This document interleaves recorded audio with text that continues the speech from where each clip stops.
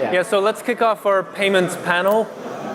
I'm really excited to welcome Balaji Srinivasan, CEO of 21, Elizabeth Stark, CEO of Lightning Labs, and Ryan Charles, CEO of Yours. I want to dive right in with maybe a little bit of a controversial question. Why use cryptocurrency at all for payments? We've seen it used for speculation, obviously, perhaps for store of value. But what's your case as to why would we use cryptocurrency versus a Venmo or a PayPal solution? Just very briefly, whoever. Sure. Well, so like a few years ago, I had this tweet which said that digital currency was good for transactions that are very large, very small, very fast, very international, and/or very automated. I think most of those hold up other than very small, basically because of the whole fee thing over the last couple of years.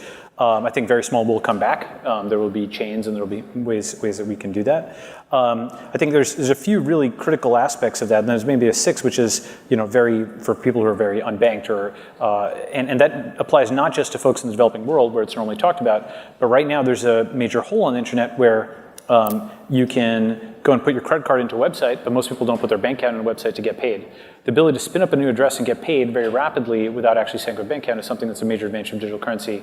I think that's one of the biggest advantages of it from a payment standpoint. Well, so Balaji actually, I think, has talked about this quite a bit, but in the early days of the internet, the kind of creators of a lot of the protocols envisioned that there would be this payment layer and this value layer. And a lot of these problems just hadn't been solved yet. There were these concepts of Xiaomi and eCash, but you had to trust a certain type of intermediary. But why is it that we can send, say, an animated GIF or easily, send somebody an MP3, but you can't just send value to somebody regardless of what application you're using in an interoperable protocol, right? So if I log on to Venmo, then Venmo can block my transactions.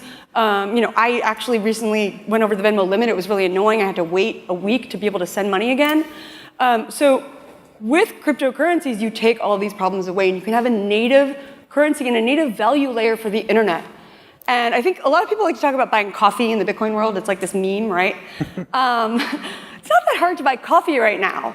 But I do believe that what these technologies and currencies will do is it'll enable use cases that weren't previously possible because you just couldn't send one cent 1,000,000 times per second, for example, for a machine API call or to access a mesh network. So we have two primary reasons for using cryptocurrency. Number one is, and I'll just sort of come back at what Balaji said, you can do small value payments if you have an L2.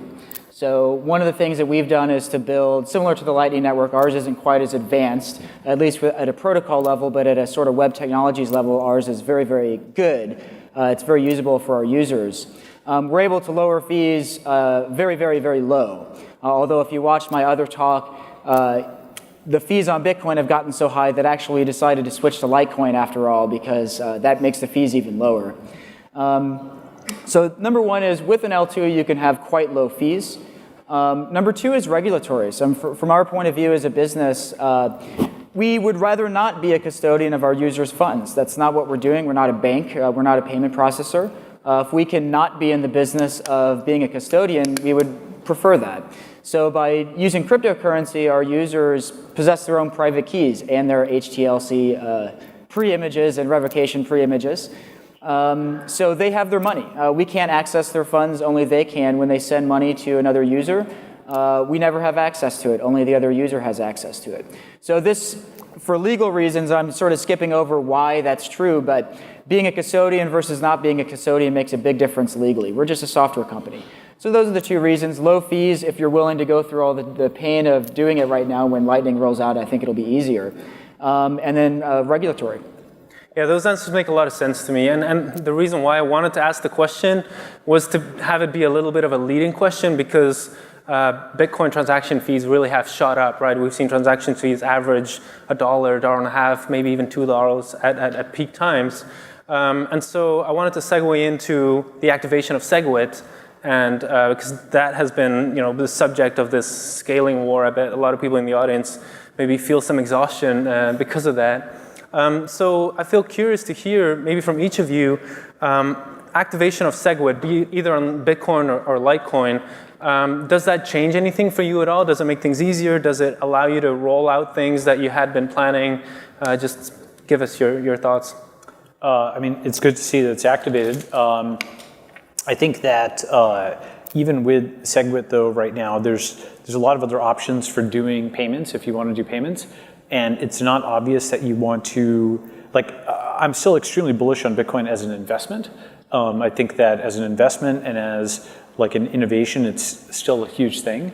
As a technology platform to build on top of it, it may or may not be the best thing to build on top of. And I think that, we now have the network effect, has being broken in the sense that you do have Ethereum coming up, you have all these other coins going up, there's this explosion of coins across the space, and it may be the case that each of those does something a little bit better than Bitcoin. For example, Zcash with privacy, or Ethereum with programmability, and there may be something else that is just optimized for really small payments, right? So I'd say that really it's good that SegWit is out there, but I don't consider it like the be all and end all. We now have a lot of things to look at.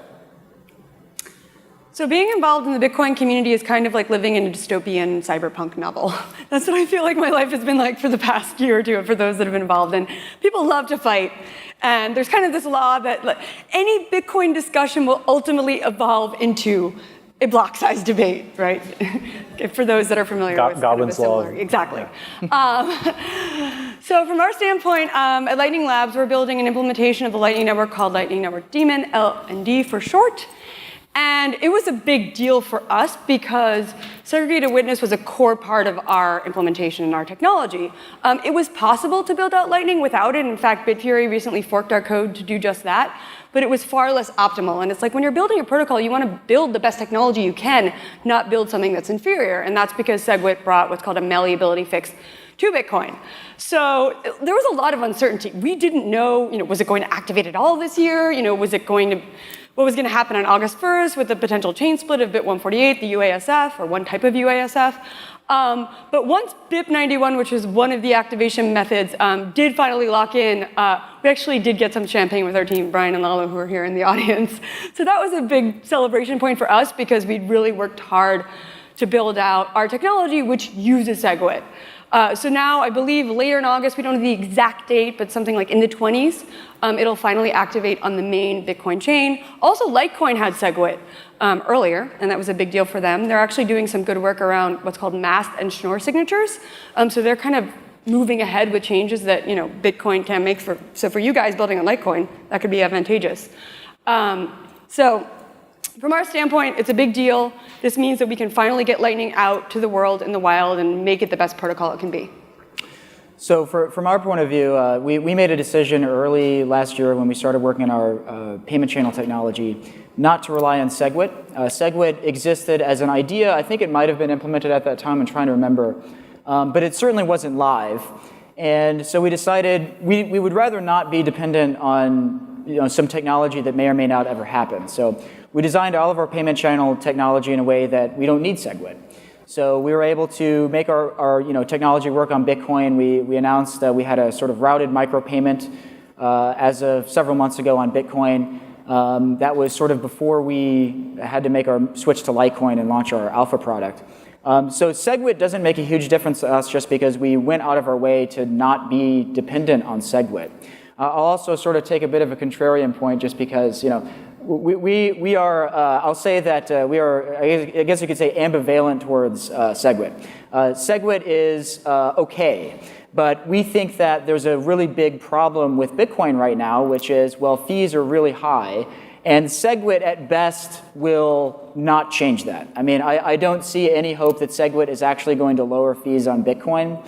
I think realistically what's going to happen is Bitcoin's going to keep growing modestly, and the fees are probably going to stay approximately the same or increase. Now, we've seen a bit of a decrease recently, but it's still extremely high by historical standards. So we are passionate supporters of on-chain scaling. We think the most important thing that needs to happen on Bitcoin right now is a radical increase to the block size. My law. It's not actually my law. So SegWit is all right. I don't mean to downplay it. It's really cool technology, but it's not what I think or what we think as a business needs to happen on Bitcoin right now. Thanks for sharing your point of view. So I want to touch next on transaction clearing in the space. And the way I see things, roughly organized now is that we have the miners who do on-chain transactions processing and then get a fee from that. And then on the other hand, we have maybe what has been described during the day as kind of like the cloud-based services, the exchanges that do internally transaction settlement and then finally maybe settle it on the blockchain or something. So I'm just wondering, what is your take on payment channels, whether that can somehow disrupt this ecosystem?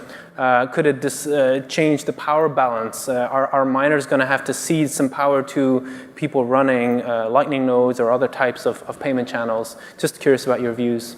Yeah, so we actually did go pretty far down the path and implemented payment channels and so on in Bitcoin. And the issue though was that because neither SegWit nor the block size got through for a very long time, the amount that you need to deposit to open a payment channel is very high relative to the amount of the payment. So they're just infeasible, priced out of a lot of things because you don't want to deposit $5 to make 1 cent or fractions of a cent in payments.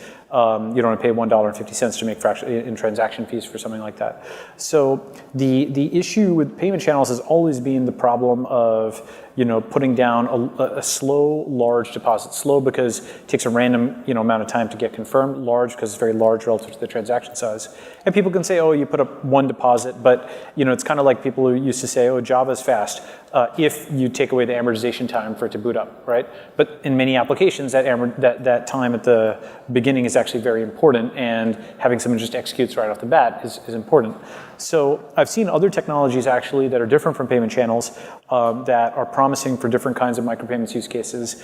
And some have been published, some haven't been published. So I definitely don't think payment channels are the be all and end all. I mean, and we've gone pretty far down that path. They will be useful for some purposes though. Do you mind naming some names of those other technologies? We'll publish on it. Yeah, sure. Interesting. Yeah. But so is what you're arguing that payment channels is not necessarily a great consumer-facing solution, but that it could serve a purpose on the institutional side? I think it's good for certain kinds of purposes. Like basically, if you've got a model where you can tolerate a slow, large deposit relative to the amount of money that's being sent, yes, it'll work. For those that you cannot tolerate that, there are other kinds of things that one can do.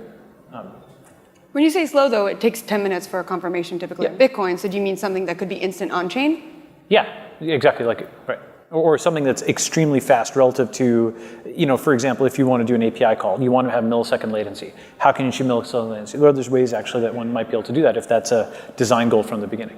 Got it. So when you're getting started, to be clear, to get onto Lightning, it takes an on-chain transaction, but once you're on, you can transact instantly. Yes, that's right. So you're saying to get started. Yeah, because the issue is that whoever you're transacting with, either you're setting up a deposit with K parties, or you've got a hub and everybody's putting a deposit with that hub. And it may be the case that hubs grow large enough and central enough that deposit time is just like booting up your computer and you do it once and you never have to do it again. Or you do it every 3 months, it's like a very long running cookie. That is one model.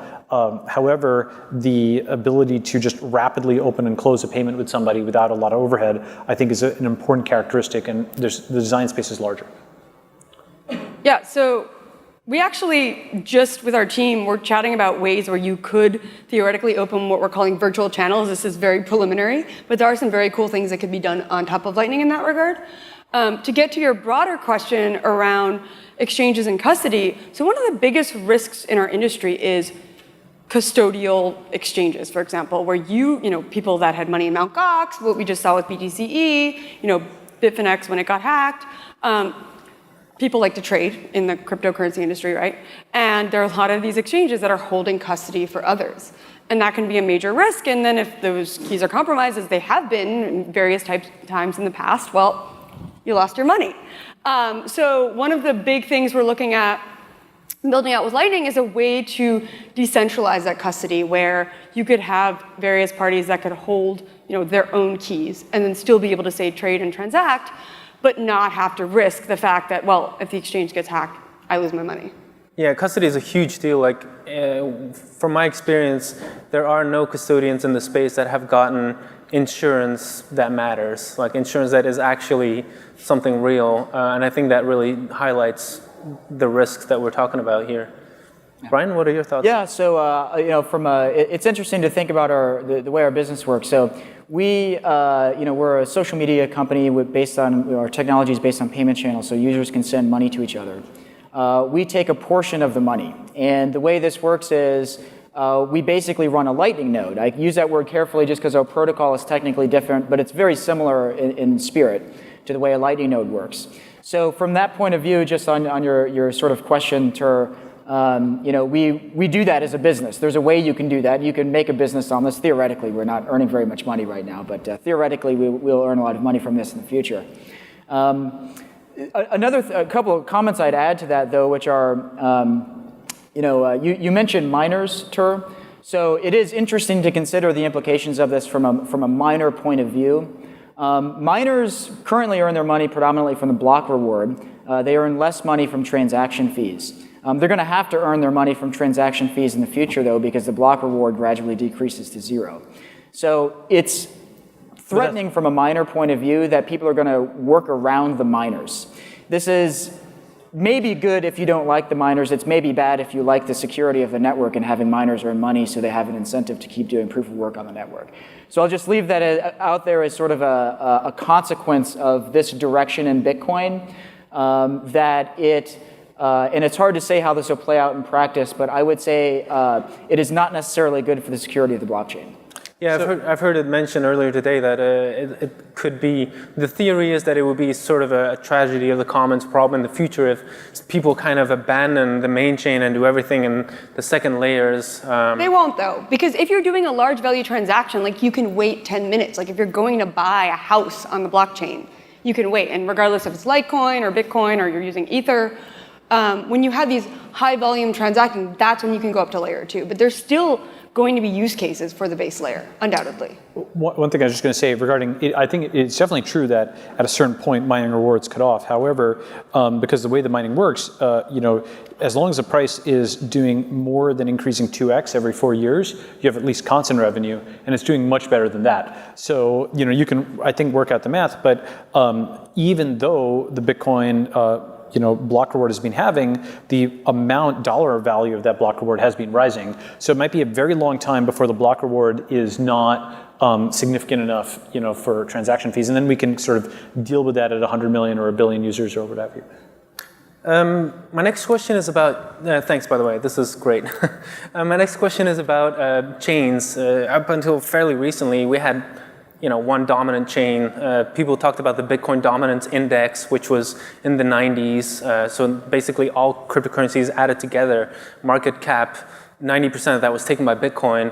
And that slowly declined, and then we had a big drop to 30%. Now we're up to close to 50% because of a huge altcoin rally.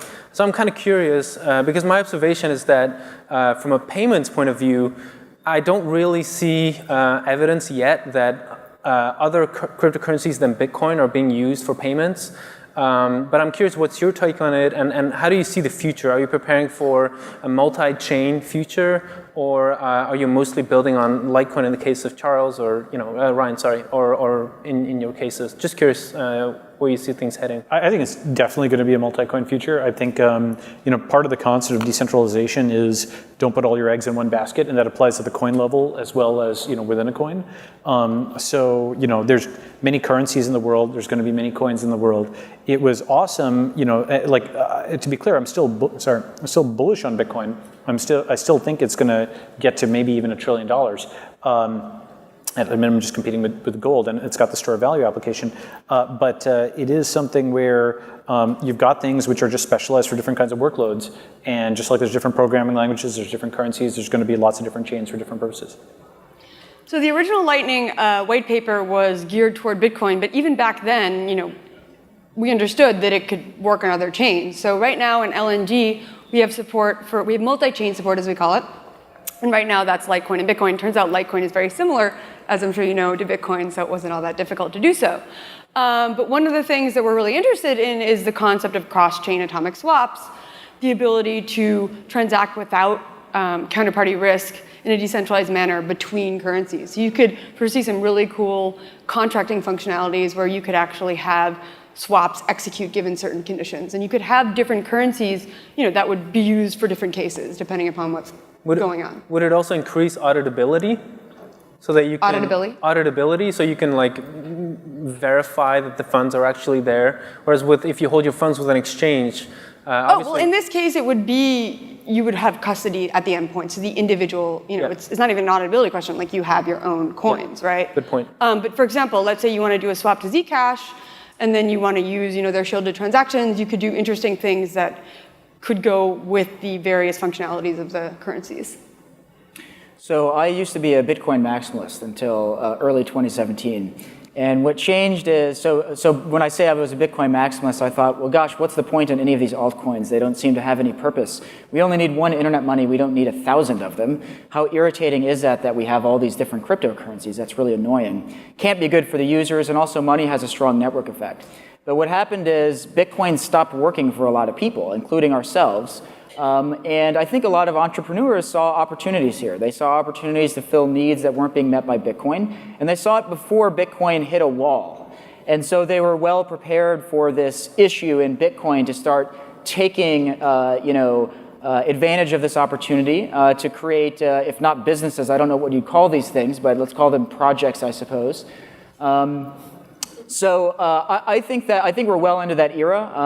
I had to reconcile with the fact that I was wrong because I was a Bitcoin maximalist, for something like almost 6 years. And I think the reality is we are definitely entering a multi-currency world, but I wouldn't count Bitcoin out yet. I think there are a lot of reasons why it's extremely useful to people to have one dominant blockchain, or to put it economically, one dominant money. I think money has a strong network effect. I think it is irritating for users to have to deal with all these different cryptocurrencies. And I think the reality is, as of today, although there are a lot more cryptocurrencies that have a lot more value than they used to, it's still the case that Bitcoin is the de facto reserve currency of this industry. And I see that continuing for the foreseeable future. It's funny, I was just going to comment about when you have these swaps, you would go through Bitcoin to get to other currencies, and Bitcoin would still be kind of the exactly reserve currency of all the trading as well. And to be clear, we're big believers in the future of Bitcoin, so we're not ditching it by any means. Thanks for your thoughts. I'm curious about just going forward again. What are your thoughts on the biggest driver on the one hand and the biggest challenge for cryptocurrencies in, say, the next 2 years? Biggest driver is probably going to be tokenization. I think that tokenization, like actually Ryan made a comment about, are they businesses, are they projects? Dorsey actually made a comment a few years ago, which is the reason he did Twitter was that a U.S. headquartered Delaware C Corp was the best vehicle for him to achieve the ambition that he wanted to achieve. That may have changed, right? Like, if I was 20-something, I would never again start a company in the United States of America. I would only do things pure blockchain. The reason is because, it's immature today, but it's going to improve very rapidly. And tokenization removes the last hook to the United States, right? Like Sand Hill Road and Wall Street, like where the company begins and ends, have had a gravitational pull. And everyone said, oh, where's the next Silicon Valley? Is it this country? Is it that country? No, the next Silicon Valley is in the cloud, right? And we've actually put all the pieces up there already. We put Slack up there, and we put Gmail up there, and we have, Uber and Airbnb, so you can get around. Your cars in the cloud, your house is in the cloud, et cetera. You can just rent it on demand. Everything else can be pulled on demand. The one thing that couldn't be was funding. And so you had entrepreneurs from India and Israel and other places that would try to make the pilgrimage to Sand Hill to raise money, and it's very inorganic to do that. And then if they did raise money, then folks wouldn't want to go and fly out to the UK or Israel or what have you, so they'd be forced to headquarter here. And so that led to this kind of starting up network effect, right? Now that's been broken and you can raise from anywhere in the world, given obviously being compliant with all relevant laws in your jurisdiction, I think you're going to see a rapid decentralization of technology out of the United States, and I think you're going to see tokenization be like a buzzword that you see 10,000 times, like virtualization was in the early 2000s. And then, do you have thoughts on the challenge, the biggest challenge? Yeah, go ahead. Well, so I think, the challenge is going to be it's very, very technically challenging to build decentralized systems. They're just hard. Because since they're spread out, you can't just push an update. If you think about how hard it can be to just keep a single server running, right? We need to rethink everything that we've done for reliability, robustness, updates, failover, load balancing, blah, blah, blah, you name it, for decentralized systems where the folks may not even want to pull an update locally because it's not in their incentive to do so, or their incentives aren't aligned. So just a gigantic amount of computer science, game theory, and so on has to happen. I think it will. but it's hard. And I think the second aspect, of course, is security. It's just not easy to program these systems when you've got tens of millions of dollars at stake. Even Gavin Wood had that parity bug, so who else can do it, right? Yeah, it reminds me of what Bram Cohen said earlier, is that it's so incredibly hard to build something robust and that you really need to focus and maybe even get it wrong for 3 years until you finally launch your protocol. Yeah, I think a very good model is something that we call progressive decentralization, just like progressive web development, where you'll render a page based on browser support, and you'll fall back so that it gives you something reasonable even at the beginning. In the same way, progressive decentralization basically says, okay, let's bootstrap or start with a centralized or semi-centralized system, and then have a roadmap to progressively decentralize aspects. And towards the end, where it's full decentralization, you have a here be dragons, where people recognize that it may not be feasible to get there, but maybe you might be able to use a piece of the system to then get to the next one. Thanks. Elizabeth, what are your thoughts on, we come from, no thoughts problem. on the biggest challenge and the biggest I'm actually driver? just going to quickly comment. So on the question of ICOs, since I know that's a really hot topic, I will say that I am an ICO skeptic. I'm not inherently against the idea of being able to raise capital in other ways, but right now what we've seen is a whole lot of projects, very few of whom have a lot of substance, that are raising way too much money at very high valuations. It's kind of like Silicon Valley Season 2, Episode 1, if anybody's ever seen it, when the guy's like, wait, what? I didn't have to raise that much money at that high of a valuation? I do think we'll see interesting, so people heard about what happened with the SEC. Now, ways to potentially do it legally. I think we'll have to see way more reasonable valuations. So there is potential there, but in its current state, for example, there was an ICO that actually just copied the Lightning white paper and raised like $80 million worth of ETH. So yeah. Really? Yeah, actually, yes. I've had friends say they get 9 proposals per day of white papers that just don't make any sense. So there's a crazy frenzy going on right now, and the valuations are incredibly high. Very quickly, to get to your questions, in terms of opportunity, I do think, the current global climate, there's a lot of uncertainty there, and, for better or for worse, I do think that does mean we need a global, internet store of value, and this is going to continue to be highly valuable. And right now we're in 1995 when it comes to the blockchains. I mentioned that earlier in my talk in terms of the development of this technology. I do believe something like Lightning and Layer 2 with Blockstack can really bring us forward. And really get to the use cases where real people can use it. The drawbacks is actually, it's still hard to use. Think about sending PGP email. That is hard. There's some study that it took MIT CS students 30 minutes just to figure out how to set up PGP. Similarly, sending Bitcoin, how many people here think sending Bitcoin is easy? Okay. Not that many, right? So we can really improve the user experience on a lot of these technologies, and there's a lot of work left to be done. So I would say that that is a major drawback. And then also the intersection between security and usability. Because something can be really secure and super hard to use, or it could be really easy and then you could have your coin stolen easily. So we need to strike that balance. Great points. I was just going to remark one thing. I do think there is a distinction between tokenization and ICOs in the sense of, for example, Bitcoin was arguably tokenized using today's parlance, but there's no ICO. And I think you could also do something with, for example, a number of these private blockchain consortiums. You could tokenize it such that the internal token was split between the parties for kind of developing it, but there's no public ICO, for example. So they're related, but not exactly the same. Just Cool. So I guess I'll say I agree with both Elizabeth and Balaji, although they said quite different things. There's definitely truth in both of them. I like Elizabeth, I'm definitely a skeptic, in the sense that there are obviously lots of scams. There are lots of projects, even if they're not scams, but they're never going to build what they're promising, and it's never going to work the way they say it is. So I think a lot of the now some of them I think might last, some of them might work. Most of them won't. That's also true for businesses in general. It's true for startup companies and things, really small businesses. They often fail and so on. So that's not necessarily different. But I am still definitely a skeptic of most of the actual projects.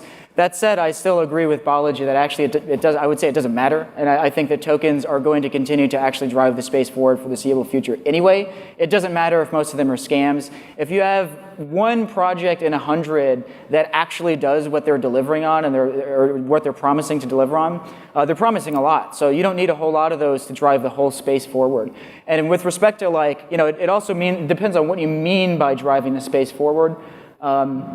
tokens are going to raise the price of everything. We're going to keep seeing rising prices of cryptocurrencies, I think, indefinitely. I'm not saying there won't be a crash. We're going to get to 1999 at one point, I think. Yeah. Well, we will, and we're not there yet, but we will get to 1999 at some point. But I think for now, I don't think we're there yet, and I think we're going to keep seeing rising prices. But I also do want to pitch that from a different point of view. I do actually believe payments can and will also help drive the space forward.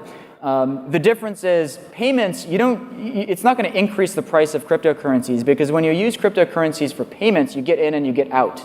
Our users want fiat currency. They don't care about cryptocurrency. They're not in this for speculation. They just want to either sell an article for 10 cents or buy an article for 10 cents. So that will drive the usage of the space forward, but we're going to still see a lot of hype around tokens and all that stuff. On the other flip side of it, the challenges, look, there are two challenges, maybe three. I would say technical is extremely important, and when I say that, I'm talking primarily actually how to actually use the technology to build products, which is extremely difficult right now. So that's really important. And number two is regulatory, although I think the regulatory one, as we're already seeing, is actually not going to be that much of a problem, because what's actually going to happen is people are going to leave the countries that kind of suck, and they're going to go to the countries that are all right. So I'm not actually sure that regulatory is that big of a problem. It's a problem for the US. And it's a problem if you're a Russian in Greece who had an exchange recently. Yeah. Let's end on that note. I have a lot more questions that I'd love to ask, but this was fascinating. Thanks so much, guys. Thank you.